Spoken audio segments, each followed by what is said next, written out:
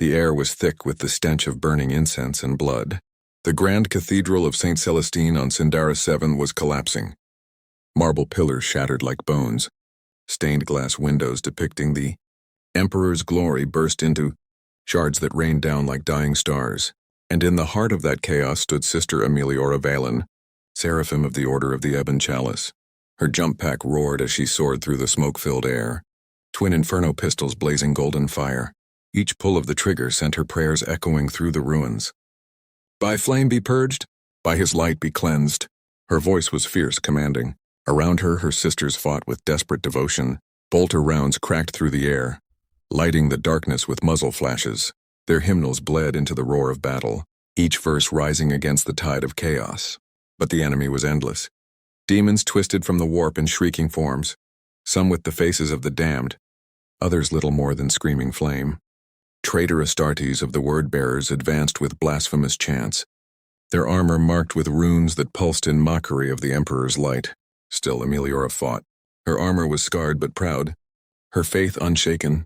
When her canoness fell, a bolt round exploding through her helm. Emiliora caught her body mid-air.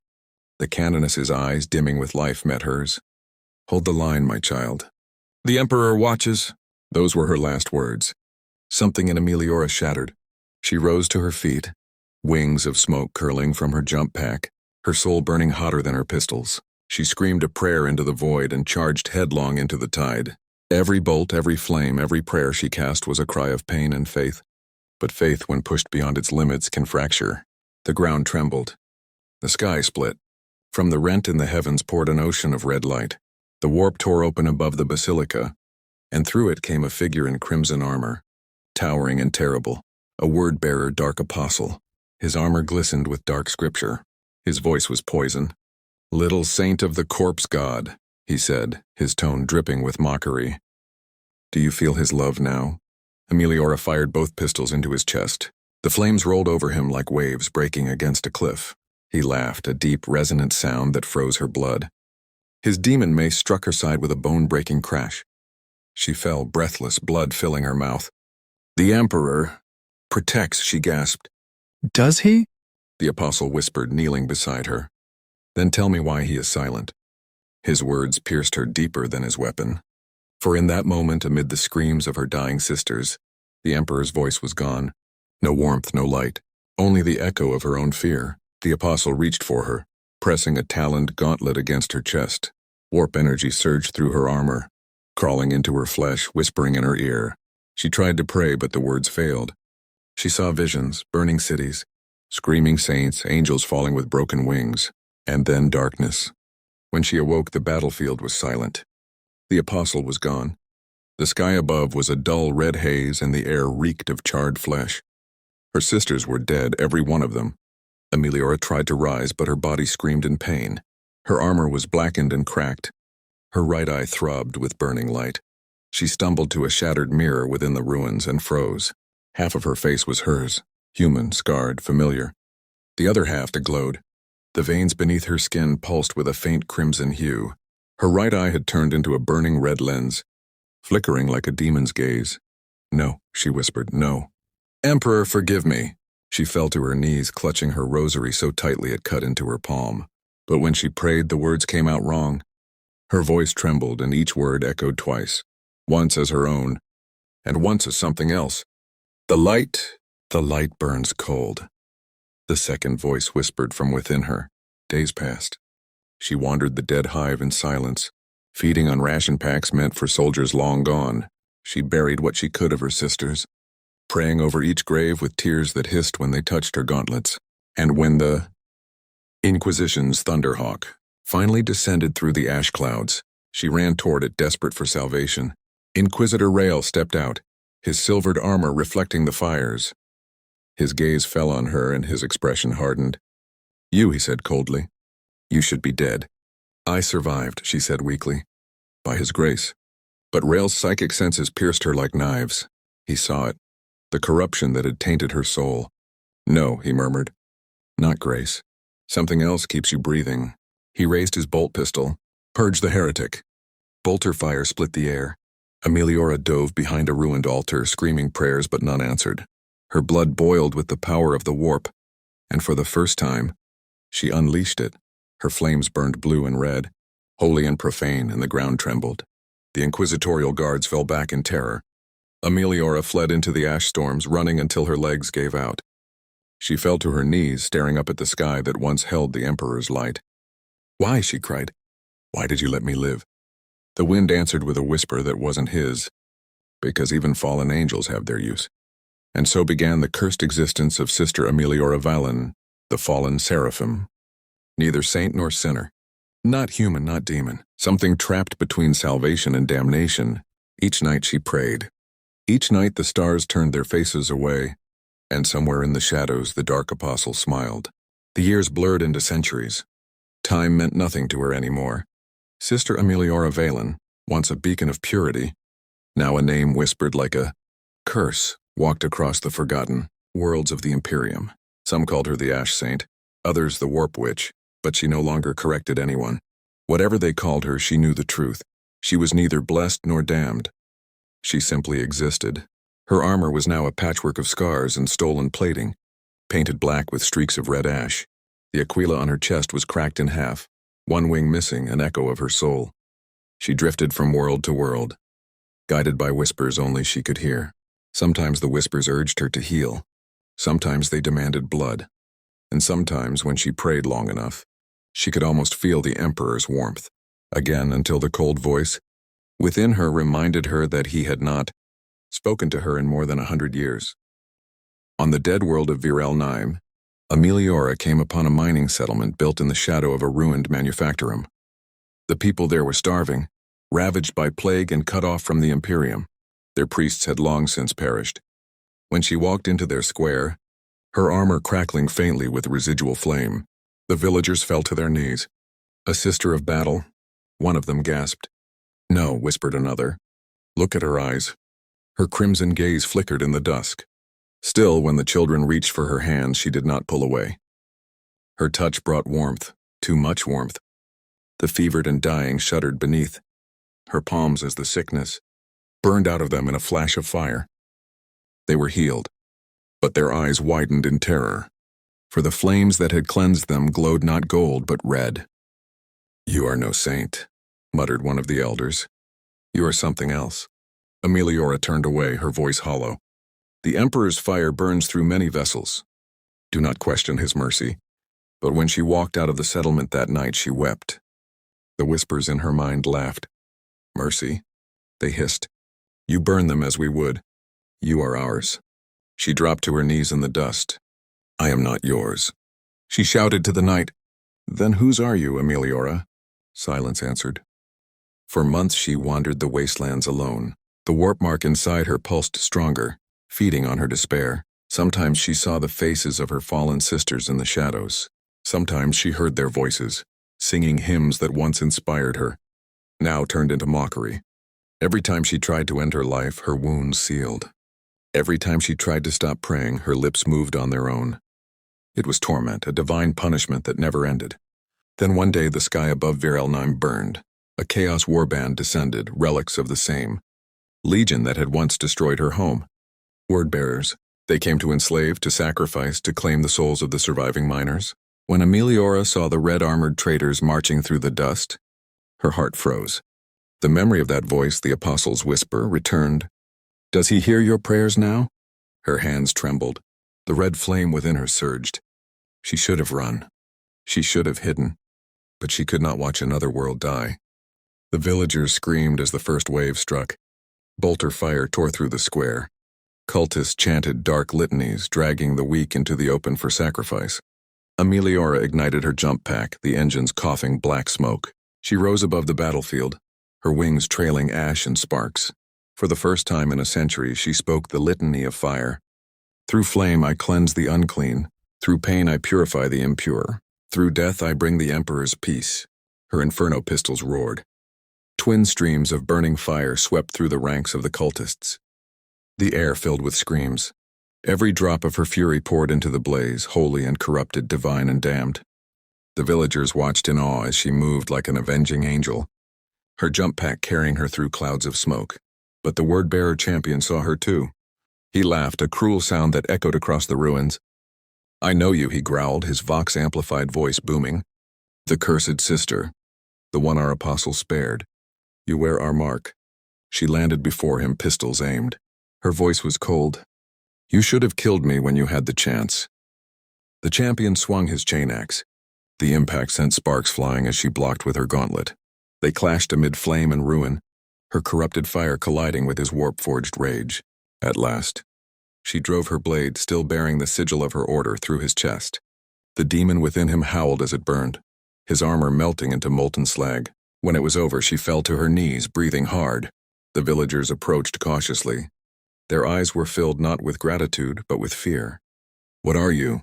one of them whispered. She looked at her hands still glowing faintly red. "A servant of the Emperor," she said quietly. But even as she spoke, she heard the hiss of doubt in her own voice. "No," whispered the darkness within her. "You are something greater and far more terrible." That night she tried to pray again. For the first time in years she felt a flicker, faint, distant, but real. A warmth, a memory of light, and with it a voice. "Walk, my child," it said. "Though you have fallen, your flame still serves." Her breath caught. "My Emperor?" But the voice faded, leaving only silence and the crackle of her campfire. She rose, wiping her tears. For the first time she felt purpose, not redemption, but something close. The whispers within her recoiled from the faint golden glow that began to return to her soul, and she smiled, whispering to the ashes, "If I cannot be his saint, then I will be his shadow." But the shadows have their own masters. And deep within the warp, the dark apostle who had cursed her felt her soul stir. He smiled, his eyes glowing with malevolent fire. "So the fallen angel still fights," he murmured. "Let her. Her war is not over. Soon she will burn for me."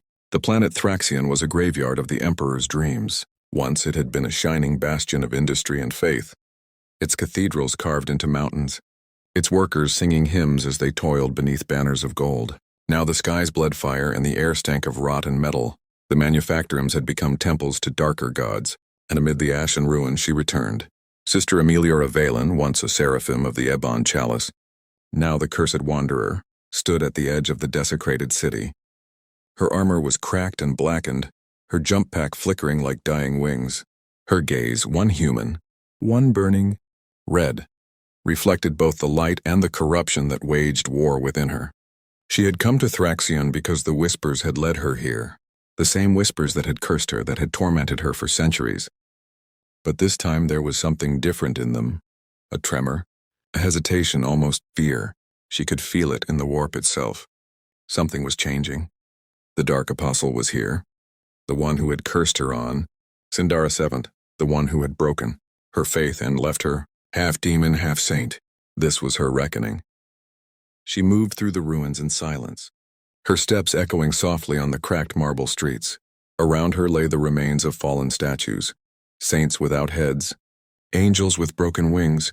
Her breath misted in the cold air, and every inhale felt like inhaling ghosts. Then she heard it, the chanting, low, deep, rhythmic.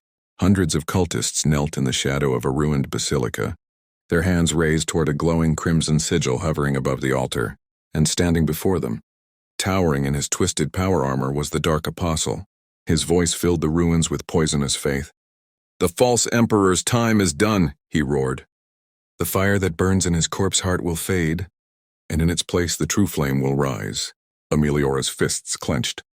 Her flames flickered at her fingertips. She had imagined this moment 1,000 times, how she would confront him, how she would demand answers. But standing there now, she felt something deeper than rage. She felt peace, the kind of peace that comes when you finally stop running. She ignited her jump pack and soared into the air. The cultists looked up in awe and terror as a streak of black and gold fire descended from the heavens. She landed with an explosion of ash, her voice ringing through the square. "Your true flame dies tonight." The cultists screamed prayers to their dark gods. The apostle turned slowly, his laughter booming like thunder. "But my fallen seraph," he purred, still wearing his symbol after all these years. "You were meant for greatness, Emiliora. You are greatness. Why deny what the warp has made of you?" Her eyes glowed brighter. "The warp made me nothing. You made me cursed." He raised his staff, its tip glowing with runes of power. "And yet you live. Do you think the Emperor would have allowed that? No, you live because the Chaos Gods favor you. I live, she hissed, raising her pistols, because I refuse to die for you. The ground split as they clashed.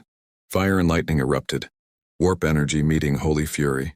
His staff crashed against her blade, sending shockwaves through the basilica. Each strike was a prayer turned into violence, each blow a hymn of rage. Cultists fled as the two blazed across the ruined altar like dueling comets. You think you can defy me? The apostle growled, slamming her into a column. You are mine, body and soul. Her armor cracked, her body screaming in pain.